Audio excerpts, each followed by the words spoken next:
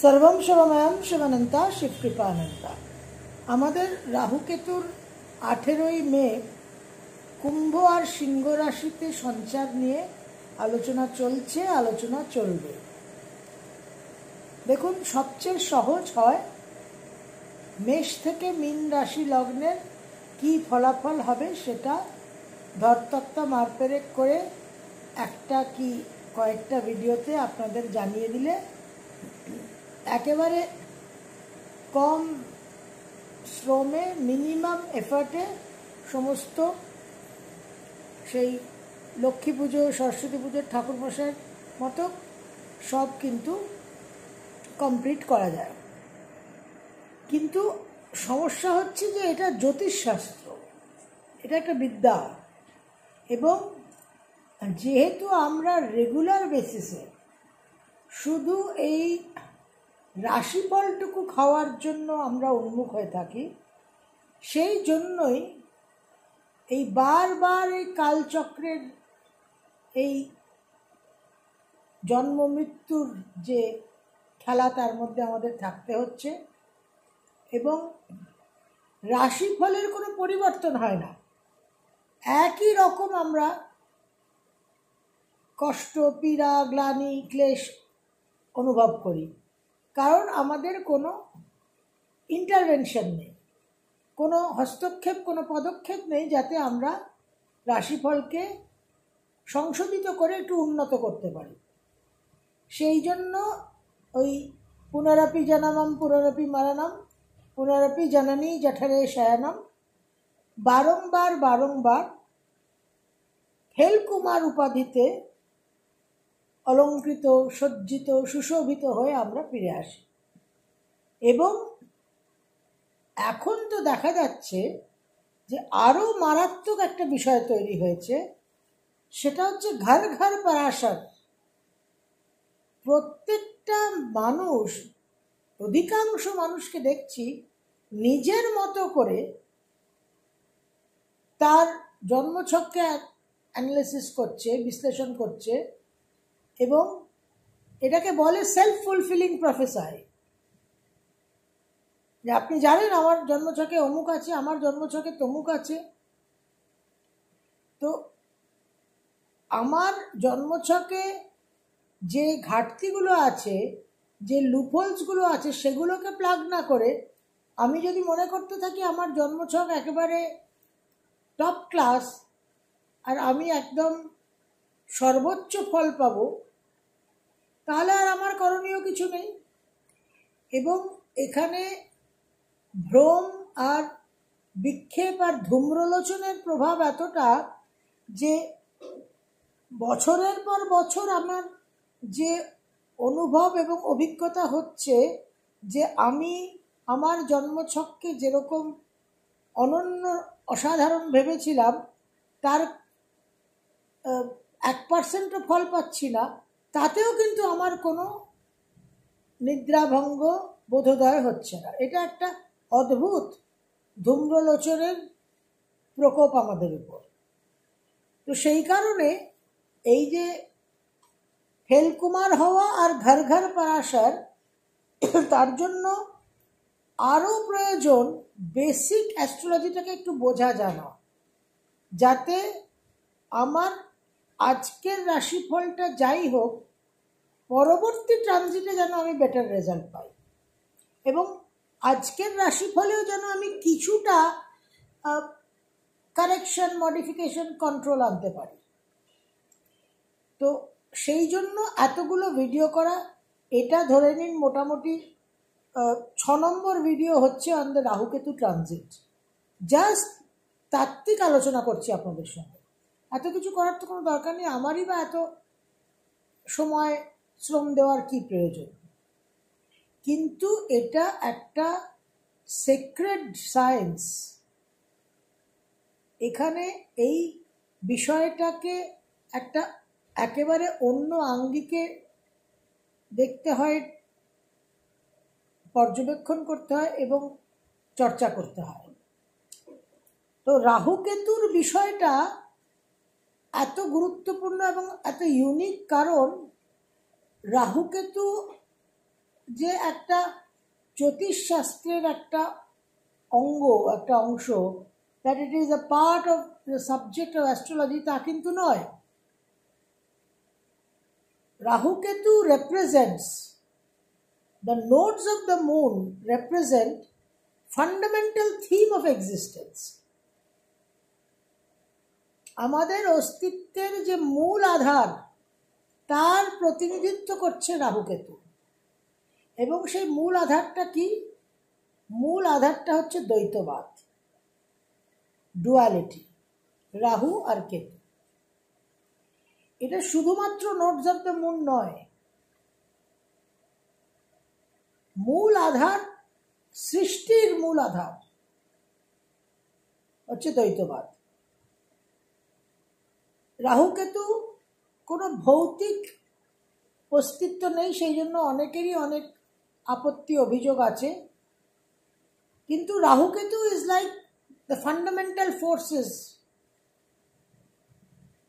Electromagnetic force একটা fundamental force, gravity একটা fundamental force, higher and lower nuclear force একটা fundamental force. ঠিক সেই রকম রাহু কেতু একটা ফোর্স, একটা শক্তি। সার্পেন্ট ফায়ার আপনাদের সঙ্গে গত ভিডিওতে আলোচনা করেছি। এই যে অ্যাসেন্ডিং অ্যান্ড ডিসেন্ডিং ডুয়ালিটি, এটা আমরা এই রাহু কেতুর মধ্যে যে তত্ত্বটা, যে লটা, the principle, the basis, the truth, এই বেসিসটা, এই ফান্ডামেন্টাল আধারটা, মূল আধারটা আমরা সর্বত্র অ্যাক্রস দ্য বোর্ড পাই। জুপিটার স্যাটার্ন, বৃহস্পতি শনি, Jupiter expansion, Saturn contraction, restriction. Jupiter growth, Saturn restriction. Mars Venus, মঙ্গল আউটগোয়িং, ভেনাস ইনকামিং। একটা অন্তর্মুখী, একটা বহির্মুখী, একটা বৃদ্ধিমূলক প্রসারমূলক, আর একটা প্রত্যাহারমূলক। Introvert, extrovert, centripetal, centrifugal. তো এই বেসিস অফ এক্সিস্টেন্স যেটা ডুয়ালিটি, গ্রোথ অ্যান্ড ডিকে, তার প্রতিনিধি রিপ্রেজেন্টেটিভ অ্যাস্ট্রোলজিক্যাল ফিগারস হচ্ছে রাহু আর কেতু। এবং এখান থেকে বুঝতে হবে যে রাহু কেতুর সিগনিফিকেন্সটা কি। আমার কি হবে?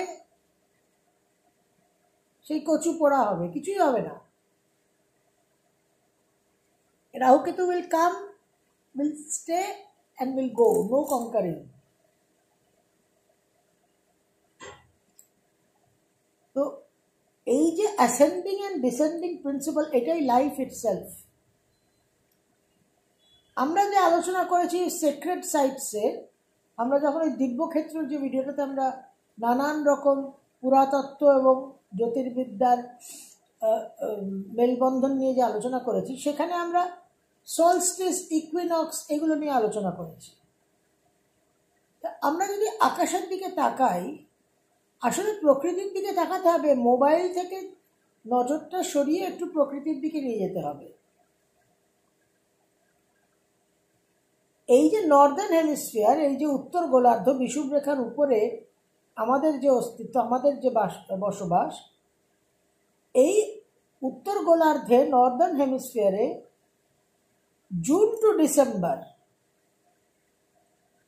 সূর্যের যে movement, apparent motion of the sun, obviously সূর্যের তো মুভমেন্ট না, পৃথিবীর মোশন, কিন্তু আমরা বলি apparent motion of the sun.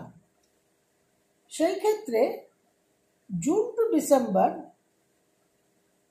সূর্য যখন কর্কট ক্রান্তিতে চলে এলো, তারপর কিন্তু ডিসেন্ডিং মোড। আর ডিসেম্বরে যখন মকর ক্রান্তিতে সূর্য চলে এলো, উইন্টার সলস্টিস, তারপরে অ্যাসেন্ডিং মোড। দক্ষিণায়ন, উত্তরায়ণ, এই ঊর্ধ্বমুখী আর নিম্নমুখী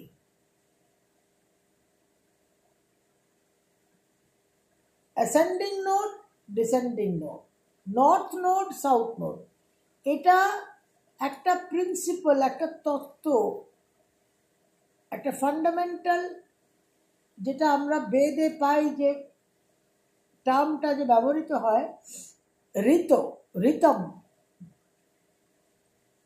যে ঈশ্বরের সৃষ্টি করা যে সমস্ত ফান্ডামেন্টাল কিছু নীতি আছে, অমোঘ নীতি, যে অমোঘ নীতিগুলো পুরো সৃষ্টিকে চালনা করছে, সেই সমস্ত অমোঘ নীতি যাকে নামকরণ করা হয়েছে ঋতম, সেই রকম একটা ঋতম হচ্ছে এই রাহুকেতু। এই জন্য এটা এত গুরুত্বপূর্ণ। আমাদের যে বিকাশ হবে, যে এভলিউশন হবে, সেটা কিভাবে হবে? এভলিউশনটা লুকিয়ে আছে দুটো প্রিন্সিপালের মধ্যে, একটা গ্রোথ, একটা ডিকে। একটা শিশু জন্মালো, তার লাইফের যাত্রা সে সম্পূর্ণ করলো, বার্ধক্য এলো, জরা ব্যাধি, মৃত্যু হলো। এই যে তার জীবদ্দশা, এই জীবদ্দশায় তার গ্রোথ হলো, তার ডিকে হলো। এবং এই জীবদ্দশার মধ্যে, এই গ্রোথ অ্যান্ড ডিকে প্রসেসের মধ্যে যে অনগোয়িং প্রিন্সিপালটা কাজ করে চলে, সেটা হচ্ছে এভলিউশন। এখন আমাদের এই এভলিউশনটা যদি না হয়, তখন আমাদের একটা সমস্যা, একটা স্ট্যাগনেশন। এবং এই এভলিউশনটা হয় না কেন? কারণ আমরা রাশিফলটা খেতে চাই। কি হবে কি হবে, সব সময় একজন, দুজন, তিনজন কমেন্ট করবেনই করবেন যে লগ্ন রাশি ভিত্তিক ফলাফলটা জানালে খুব উপকৃত হব। জানালে উপকৃত হবেন না। এই ধূম্রলোচনের প্রকোপ থেকে নিজেকে মুক্ত করুন।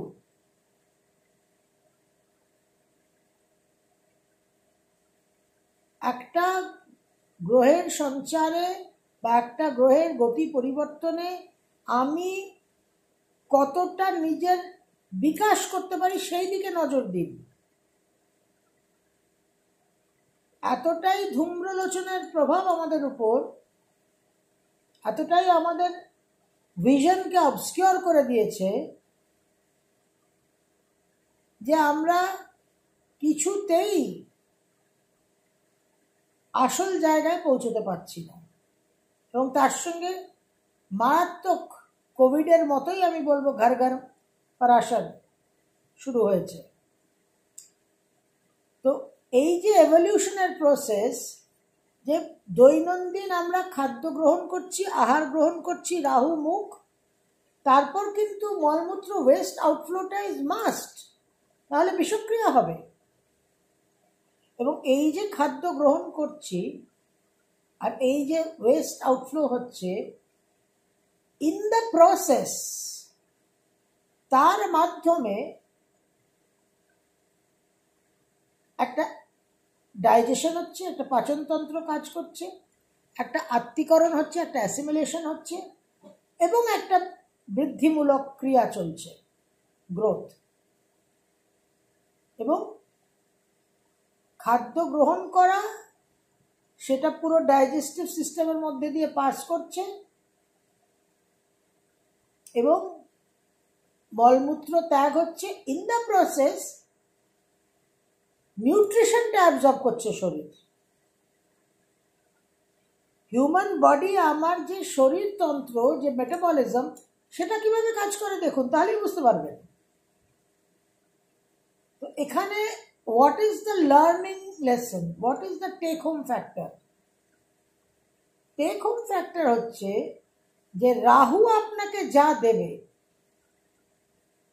মেষ থেকে মীন রাশি লগ্ন সাপেক্ষে রাহু আপনার যে ভাবে, যে নম্বর ঘরে প্রবেশ করছে 18th মে, সেই সাপেক্ষে রাহু আপনাকে যা প্রদান করবে সেটা গ্রহণ করুন। Take what Rahu gives you, কিন্তু be sure to quit what Ketu emits.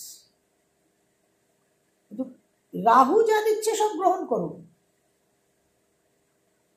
কিন্তু তার সঙ্গে মনে রাখতে হবে যে কেতু যে বিষয়গুলোকে জীবন থেকে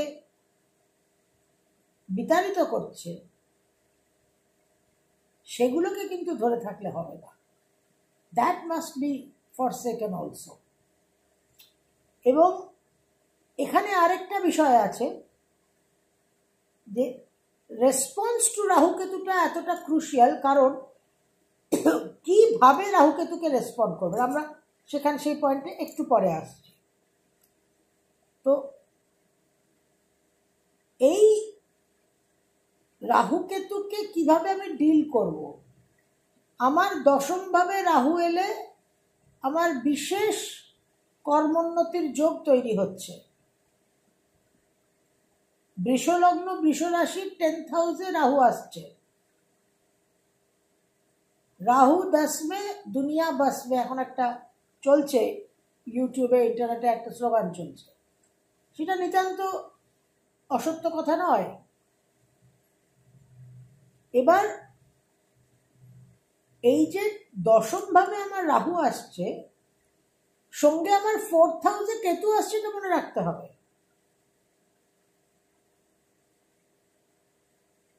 এই দশমে রাহু এলো, 4th-এ কেতু এলো, যা কিছু দশমে রাহু আমাকে প্রদান করছে আমি গ্রহণ করব, যা কিছু 4th হাউসে কেতু আমার আটকাচ্ছে, কেতু আমার 4th রিলেটেড যা কিছু জীবন থেকে এক্সিট করাচ্ছে, সেখানে কিন্তু কমপ্লেন করলে হবে না, অভিযোগ করলে হবে না, ট্যাপু করলে হবে না। That also must be accepted. Protocol adherence, এই টার্মটা মনে রাখবেন, প্রোটোকল অ্যাডহিয়ারেন্স। এই প্রোটোকল অ্যাডহিয়ারেন্সই কিন্তু will take you to the next level. খাদ্য গ্রহণ করার পর মলমূত্র ত্যাগ না করলে কি হয়? বিষক্রিয়া হয়। তো রাহু আপনাকে 10th হাউসে যা দেবে, তার সঙ্গে কেতু আপনার 4th হাউস থেকে যা নেবে, সেটাকে যদি আপনি না ছাড়েন, তাহলে আপনার টক্সিক হয়ে যাবে লাইফ, আপনার জীবনে বিষক্রিয়া হবে। এই গ্রহণ করার ক্ষমতা, দিস অ্যাকসেপ্টেন্স, এই গ্রহণ করার সঙ্গে ত্যাগের যে ক্ষমতা, এটাকে তৈরি করার জন্য আমার আপনার কারণ নেই, আমাদের সকলের সমস্যা হবে।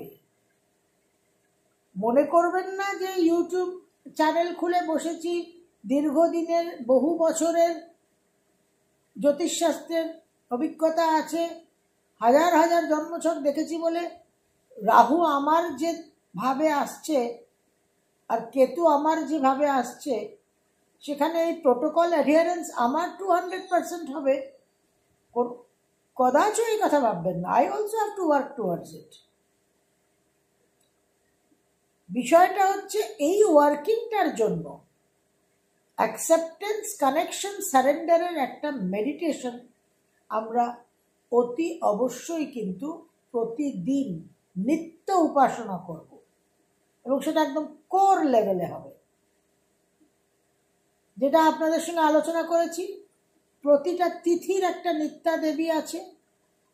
এই যে প্রতিটা তিথির একটা নিত্যা দেবী, একদম রুট কজ অ্যানালিসিস, রুট কজে আমরা ধরব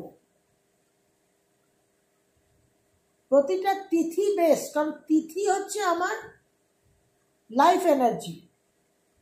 ওই তিথির যে শক্তিটা, তিথির যে ঊর্জাটা, সেই সেলেস্টিয়াল ফাদার মাদার, মহাজাগতিক যে মাতা পিতার যে ঊর্জা, মহাজাগতিক যে শুক্রাণু ডিম্বাণুর যে কম্বিনেশন, তার যে শক্তি, সেটাই কিন্তু আমার ফান্ডামেন্টাল স্ট্রেংথ। আমার ফান্ডামেন্টাল স্ট্রেংথটাকে যদি আমি বৃদ্ধি করে দিতে পারি, যদি আমি মেনটেন করতে পারি, তাহলে আমাকে আর অক্সিলারি জায়গায় যেতে হবে না, বা গেলেও সেটা অ্যাডিশনাল আমার বোনাস থাকবে।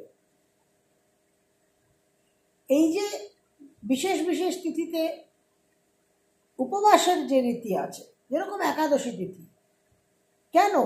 তার কারণ হচ্ছে এই তিথিগুলোতে আপনি যদি খাদ্য গ্রহণ করেন, আপনার পুরো সেলুলার মেটাবলিজম ওই খাবারটাকে হজম করতে পাচনতন্ত্র অ্যাক্টিভ হয়ে যাবে। তখন আর ওই তিথির যে এনার্জিটা, ওই দিনের যে ঊর্জাটা, যেটা মহাজাগতিক ঊর্জা, সেটাকে আর সেলুলার মেটাবলিজম গ্রহণ করতে পারবে না।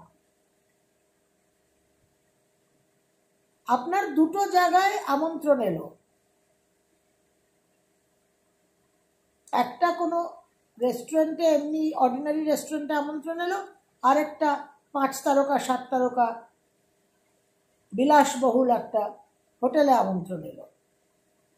তা আপনি একটা অর্ডিনারি যে রেস্টুরেন্টে আমন্ত্রণ এলো, আপনি সেখানে খেতে চলে গেলেন, তাহলে আপনি আর সেই 5 স্টার 7 স্টার হোটেলে খেতে পারবেন না। You can't be at the same place at the same time in two places, না? একই সময় একই দিনে আপনি তো দুটো জায়গায় লাঞ্চ করতে পারবেন না। তো যদি খাদ্যটা গ্রহণ করেন যেটা অর্ডিনারি রেস্টুরেন্টের মিল হয়ে গেল, তাহলে আপনি আর ওই মহাজাগতিক শক্তিটাকে গ্রহণ করতে পারছেন না, যেটা 5 স্টার 7 স্টার হোটেলের অফারিং হচ্ছে। সেই জন্যই উপবাস তিথিগুলো ভেরি ইম্পর্টেন্ট। উপবাস করলে, ফাস্টিং করলে আপনার সেলুলার মেটাবলিজম, আপনার শরীরতন্ত্র ফ্রি হয়ে গেল, মুক্ত হয়ে গেল, তখন সে পূর্ণ মাত্রায় মহাজাগতিক বিচ্ছুরণকে গ্রহণ করতে পারে। তো আমরা এই যাতে রাহুর প্রভাবটাকে গ্রহণ করতে পারি, আচ্ছা গ্রহণ করতে তো কোনো সমস্যা নেই, কিন্তু এখানেও একটা সমস্যা আছে, দ্যাট ইজ এ ক্যাচ। সব কিছু গ্রহণ করা যাবে না। রাহুর জন্য ফিল্টারিং ইজ ভেরি ইম্পর্টেন্ট। আমি আপনাদের বহুবার বলেছি যে রাহুর চরিত্র হচ্ছে গাছে তুলে মই কেড়ে নেওয়া। সুতরাং গাছে তুলে যাতে মই না কাড়ে, বা মই যদি কেড়েও নেয়, আমাদের যাতে একটা আলাদা প্ল্যান বি মই থাকে, বা আমরা যাতে গাছের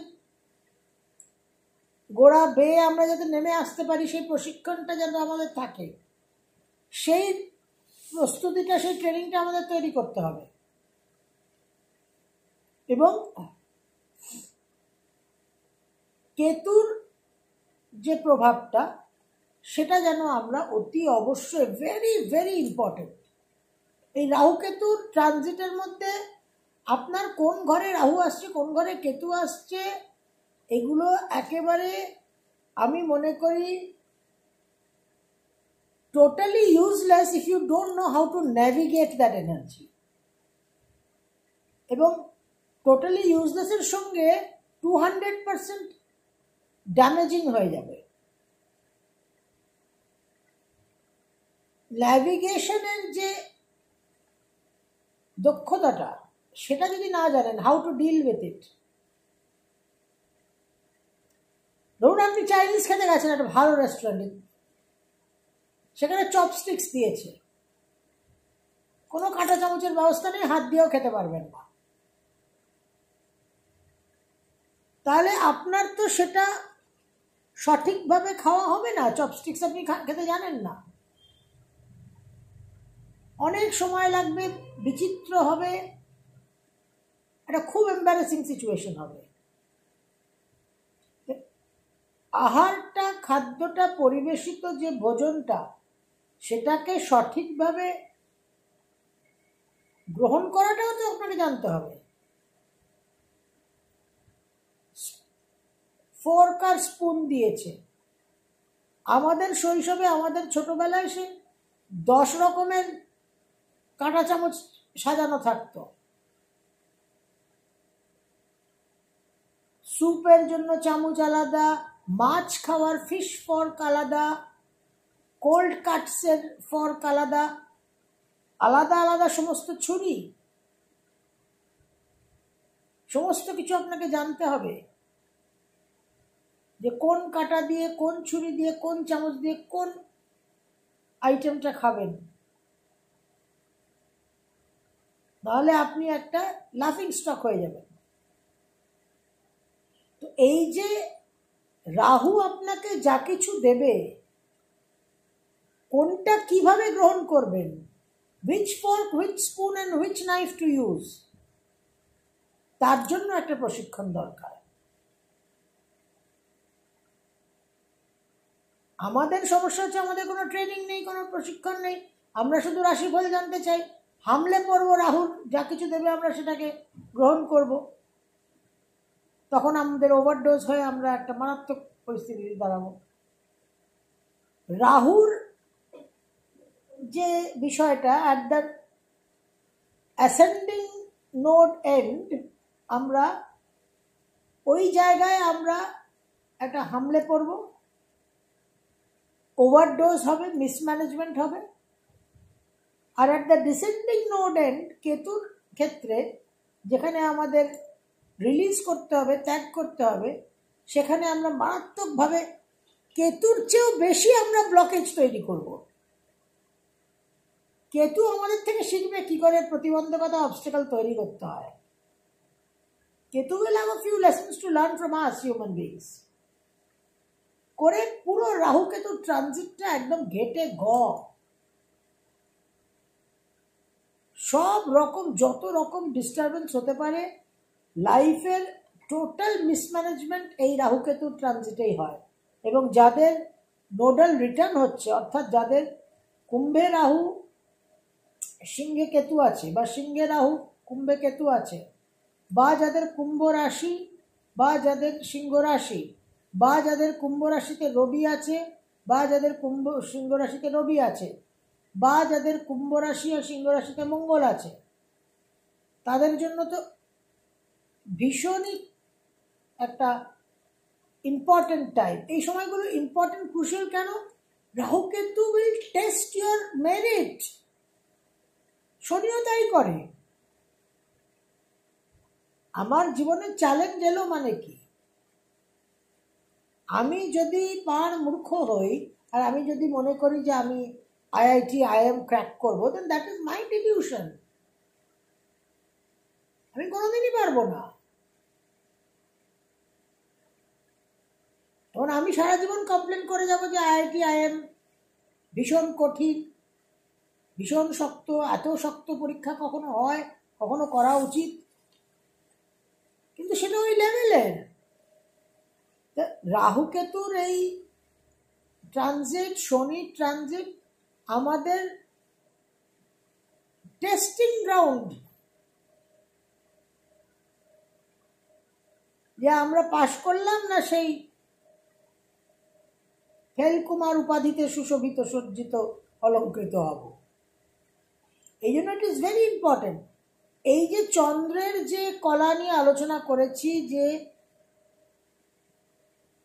মিরর ইমেজ, রিফ্লেকশন, যখনই প্রতিফলন হচ্ছে, একটা ইমেজ, একটা প্রতিবিম্ব তৈরি হচ্ছে, তখনই কি হচ্ছে না,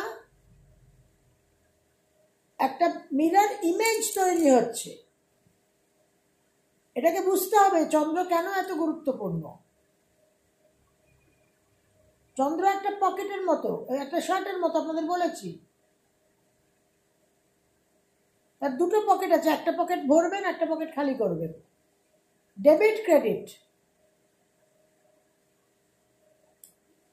তো এই যে চন্দ্রের যে ইমেজ রিফ্লেকশন, এর অর্থ কি? আমার জীবনে একটা কোনো প্রেরণা এলো, কোনো একটা তাড়না এলো, কোনো একটা স্টিমুলাস এলো, সেই স্টিমুলাসটা, সেই প্রেরণা, সেই আবেগ, সেই তাড়না আমার মনের মধ্যে একটা ভাব তৈরি করলো, একটা রিয়াকশন, একটা রেসপন্স, একটা সাড়া দিলাম আমি। তাহলে যখন আমরা গত ভিডিওতে যে আলোচনা করেছি যে একটা লেক, একটা হ্রদ, তার পাশে একটা পাহাড় আছে, ওই পাহাড়ের ইমেজটা, রিফ্লেকশনটা জলের মধ্যে পড়ছে, সেটা রিভার্স, উল্টো হচ্ছে। নিউটনস ল কি বলছে? Every action has an opposite and equal and opposite reaction. তাহলে ওই যে পাহাড়টা, যেটা অ্যাকচুয়াল বস্তু যেটা দেখা যাচ্ছে, ওটা হচ্ছে স্টিমুলাসটা, ওটা হচ্ছে ওই প্রেরণা, ওই আবেগ, ওই কর্ম, প্রারব্ধ যেটা প্রকট হলো। সেইটা হওয়াতে, প্রারব্ধটা প্রকট হওয়াতে আমার মনের মধ্যে, আমার চিত্তে, মম চিত্তে নীতি নৃত্যে আমরা আলোচনা করেছি, কে যে নাচে তাতা থই থই, তাতা থই থই, তাতা থই থই। আমার চিত্তে কি ভাব, কি রেসপন্স উৎপন্ন হলো, এইখান থেকে বুঝতে হবে যে একটা চন্দ্রের এই যে ইমেজ রিফ্লেকশনটা, এই স্টিমুলাস আর রেসপন্স, যা কিছু স্টিমুলাস হচ্ছে, যা কিছু আবেগ হচ্ছে, যা কিছু আমার প্রারব্ধ প্রকট হচ্ছে, আমার একটাই রেসপন্স কি না, রাশিফল কি হবে, লগ্ন আর রাশিভিত্তিক কি ফলাফল হবে প্লিজ জানান, খুব উপকৃত হব। একেবারেই উপকৃত হবেন না, 200% ক্ষতিগ্রস্ত হবে। আগে মগজে ওইটা ঢোকান, তাহলে আপনি যে স্টিমুলাসটা পাচ্ছেন, যে স্টিমুলাসটা অ্যাক্টিভেটেড হচ্ছে, অর্থাৎ স্টিমুলাস অর্থাৎ আপনার প্রারব্ধ, অর্থাৎ রাহুকেতু আপনার স্টিমুলাস, এবার আপনি কি রেসপন্ড করবেন সেটা দেখুন। এবং এই রাহুকেতুর যে রেসপন্সটা হবে, যেটা আপনাকে বললাম, navigation is very important. Not everything that Rahu gives you, you will accept. সব খাদ্য, সব আহার কিন্তু মনুষ্য প্রজাতি গ্রহণ করে না। শুয়োর ভাগাড়ে গিয়ে সব খায়, মনুষ্য প্রজাতি সব খায় না। সেখানে শুয়োরের মতো আচরণ করলে শুয়োরের জীবনই যাপন করতে হবে। যেহেতু আমাদের উপর ধূম্রলোচনের প্রবল প্রভাব, অন্যান্যদেরও আছে, শুম্ভ নিশুম্ভ মহিষাসুর এরাও কিছু কম প্রভাব বিস্তার করেনি আমাদের উপর, কিন্তু ধূম্রলোচন একটা অনন্য ইউনিক পজিশনে আছে, অবস্কিউরড ভিশন। সেই জন্য আমাদের ওই শুয়োরের নজর ভাগাড়ের দিকে, আমাদের সেই অবস্থা। সেই জন্য ফিল্টারিং, রাহু আপনাকে যা কিছু দিচ্ছে, আপনার দশমে আসুক, নবমে আসুক, সপ্তমে আসুক, জ্ঞানের মাধ্যমে রাহুকে ন্যাভিগেট করতে হবে। জ্ঞান অর্থাৎ কি? জুপিটার, প্রজ্ঞা। এবং এই রাহুকেতুর সঞ্চারে কিন্তু আমরা বৃহস্পতির একটা প্রমুখ ভূমিকা এবং উপস্থিতি পাচ্ছি। সেখানেও প্রকৃতি আমাদের উপর একটা চ্যালেঞ্জ ছুড়ে দিয়েছে যে বৃহস্পতি অতিচার গতিতে যাচ্ছেন, সুতরাং we have to be able to navigate Jupiter also very carefully. আর কেতুর যে রিলিজটা, যেটা আমরা একেবারেই করতে চাই না, যেখানে আমরা কেতুকে শিখিয়ে দেব কি করে প্রতিবন্ধকতা তৈরি করতে হয়, কেতুর রিলিজটাকে হ্যান্ডেল করতে হবে উইথ বৈরাগ্য, উইথ ডিট্যাচমেন্ট। এই ডিলিংটা মেষ থেকে মীন লগ্ন রাশির কেতু কি প্রভাব বিস্তার করবে, কেতু আপনার জীবনের কোন ক্ষেত্রগুলোকে স্পর্শ করবে, হাইলাইট করবে, রাহু আপনার জীবনের কোন ক্ষেত্রগুলোকে স্পর্শ করবে, হাইলাইট করবে, সে তো আলোচনা করবই, কিন্তু ঘর ঘর পরাশরের মতো করলে হবে না।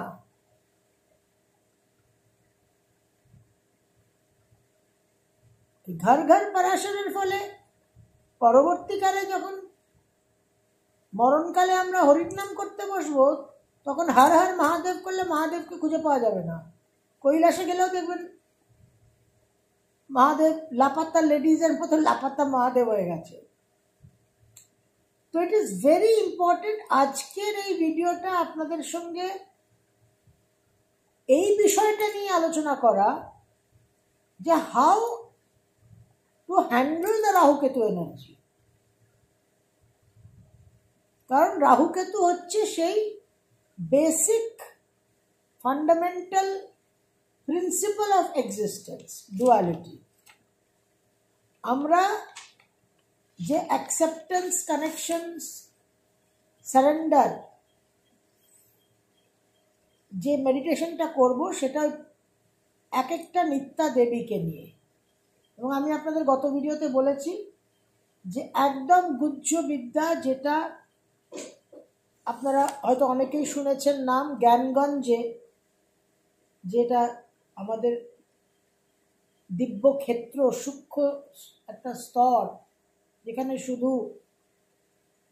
বিশেষ বিশেষ সমস্ত সিদ্ধ পুরুষদের, মা অবতার বাবাজি ইত্যাদিরা যেখানে বসবাস করেন, সেই জ্ঞানগঞ্জের যিনি অধিষ্ঠাত্রী দেবী পরাশক্তি মা ললিতা ত্রিপুর সুন্দরী, তার যে বিদ্যা, শ্রীবিদ্যা সাধনা, যেটা অবশ্যই গুরুমুখী, সেই বিদ্যাকে, সেই সাধনার যে শক্তিকে একটা ওপেন সোর্সে যতটা সম্ভব পরিণত করার একটা প্রয়াস করছি,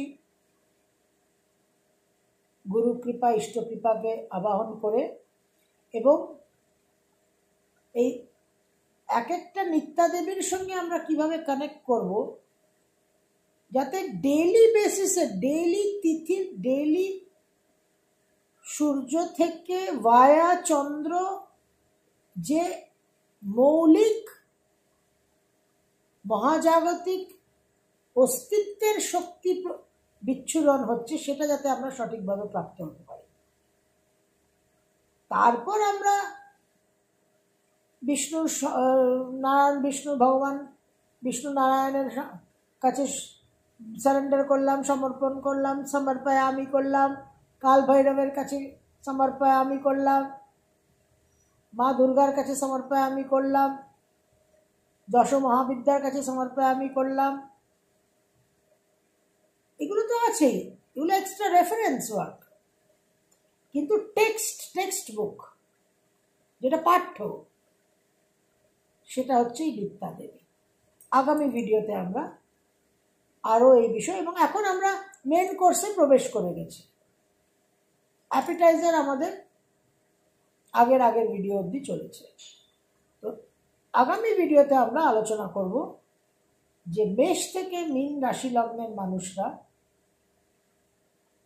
কি অনুভব করবেন, তাদের জীবনে কি প্রভাব বিস্তার হবে, এবং সেটাকে তারা কিভাবে ন্যাভিগেট করবেন, কি মন্ত্র সাধনা হবে, কোন তিথি তাদের জন্য আগামী 1.5 বছর অত্যন্ত গুরুত্বপূর্ণ হতে চলেছে। সর্বম শিবময়ম শিবানন্তা শিবকৃপানন্তা।